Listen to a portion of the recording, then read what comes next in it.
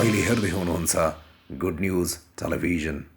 आइतबार believers church समुदायको आयोजनामा जावलेखेलको saint Xavier's स्कुलमा झन्डै 1200 चर्च पादरी र सन्तहरूको सहभागितामा बिशप प्रतिष्ठापन कार्यक्रम भव्यताका साथ सम्पन्न भएको छ।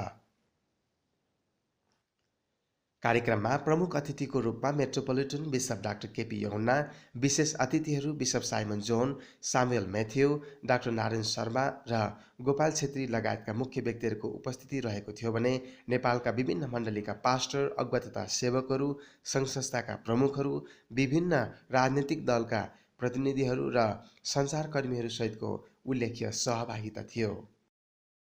I did not want to go through all the guests that we have here, their names all we mentioned. I am so happy and grateful for all the leaders from all the churches, especially from the Catholic Church Bishop, and all of you.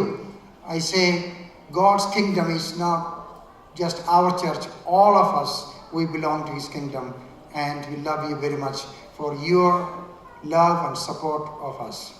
So प्रतिष्ठापन कार्यक्रममा विगत 25 वर्षदेखि नेपालमा रहेर विभिन्न मानवीय र हर प्रकारको परोपकारी परियोजना र आत्मिक रेडियो कार्यक्रम आदिद्वारा समाज र राष्ट्र निर्माणको कार्यमा सक्रियताका साथ सहभागी हुँदै आएको बिलिभर्स चर्च समुदायको उच्च कदर गर्दै नवनियुक्त बिशप हेमचन्द्र शर्मा र धनबहादुर तामाङलाई मञ्चमा आसीन अतिथिहरूले मन्तव्य दिने क्रममा आगामी कार्यकालको बधाई तथा शुभकामना दिनुभएको थियो।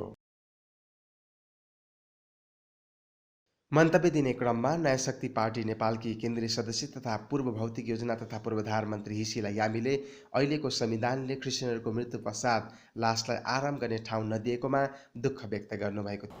मलाई दुःख लाग्छ कि क्रिस्चियनहरूलाई मर्दासम्म पनि एउटा आरामसँग मर्ने एउटा ठाउँ पनि दिएको छैन। त्यो दृष्टिकोणबाट म एउटा पोलिटिसियन पनि भएको नाताले गर्दाखेरि राज्य सत्ताबाट यस्ता खालका विभेदहरू हुनु यो हुँदैन भनेर म प्रष्ट रूपमा भन्न चाहन्छु। राष्ट्रिय क्रिस्चियन महासङ्घ नेपालका अध्यक्ष सीबी कातराजले साँचो धर्मनिरपेक्षता संस्थागत भएको भए क्रिस्चियनहरूले दुःख भोग्नु नपर्ने कुरा बताउनु भएको थियो।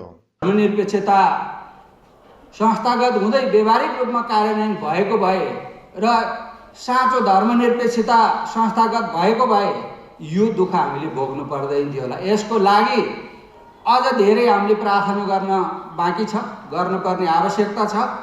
र साथै नेपाल क्रिस्चियन समाजका अध्यक्ष तथा नेपाली इसाई मण्डली गोङ्गबुका पास्टर वर्णबास श्रेष्ठले परमेश्वरको राज्य विस्तार र मण्डली स्थापना गर्नको लागि एनसिएसले हर प्रकारको सहयोग, सरसल्लाह, सहकार्य र समन्वय गर्ने प्रतिबद्धता व्यक्त गर्नुभएको थियो। मण्डली परिवारको तर्फबाट र इसाई समाजको तर्फबाट हर प्रकारको सहयोग, सल्लाह, साथसाथै सहकार्य गर्दै यो देशमा उहाँको नाउँलाई महिमित पार्ने कामको लागि तपाईको साथ हामी दिनेछौँ, तपाईसँग रहनेछौँ र सँगसँगै मिलेर यो देशमा उहाँको नाउँलाई हामी उच्च पार्नेछौँ। कार्यक्रममा जनजागरण पार्टी नेपालका केन्द्रीय अध्यक्ष तथा व्यवस्थापिका संसदका माननीय सांसद लोकमणि ढकाल र इभान्जेलिकल होलिनेस चर्चेसका पास्टर तथा नयाँ शक्ति पार्टी नेपालका केन्द्रीय सदस्य इसुजङ कार्की लगायतका अतिथिहरूले नवनियुक्त बिशप शर्मा र तामाङलाई आगामी कार्यकालको बधाई तथा शुभकामना दिनुभएको थियो। र यो घोषित हुनुको पछि नेपालका धेरै मण्डलीहरू, धेरै भनौँ न विश्वासी दाजुभाइ दिदीबहिनीहरूको प्रार्थनाको फलले आज यो देशलाई यसरी धर्मनिरपेक्ष यहाँनिर कतिवटा कुराहरू मैले गरेँ उसले गरेँ भनेर भन्छौँ, तर वास्तवमा मेरो विश्वास परमेश्वरले नगर्नु भएको भए यहाँ कसैले पनि विशेष त म शुभकामना दिन चाहन्छु नेपाल इभान्जेलिकल होलिनेस चर्च परिवारबाट, अन्तर्धार्मिक परिषदको तर्फबाट पनि र नयाँ शक्ति पार्टीको तर्फबाट पनि आज बिशप अभिषेक हुँदै गर्नुभएका व्यक्तित्वहरूलाई म शुभकामना दिन चाहन्छु। परमेश्वरले उहाँहरूलाई प्रशस्तै आशिष दिनुभएको होस्। कार्यक्रमको अन्तमा मेट्रोपोलिटन बिशप डाक्टर केपी यूहन्ना र रोमन क्याथोलिक चर्चका बिशप डाक्टर पावलले नेपाली भाषामा अनुवाद गरिएको पुस्तक विमोचन गर्नुभएको थियो। Please don't forget to like and subscribe our channel.